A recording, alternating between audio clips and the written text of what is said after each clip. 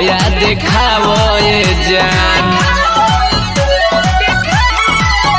काका खालू मोटालू बतावो ये जान।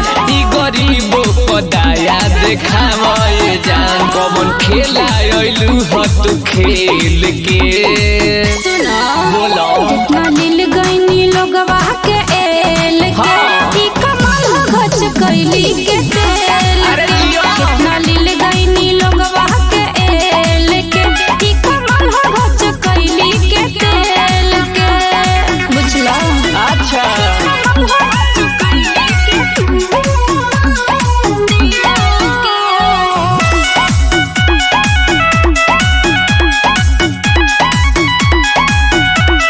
हो गइल बड़का अब ना करावो जवानी जोगावो ऐसे ना लुटावो।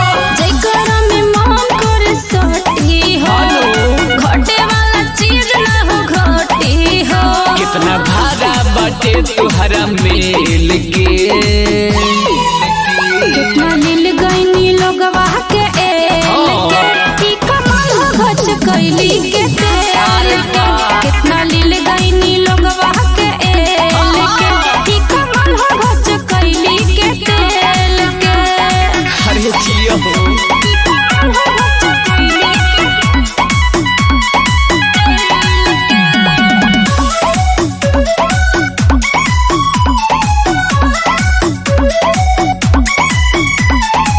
जहिया जवानी के खजाना लूट जाई तो फिर बुझाई ओइठा छूट जाई।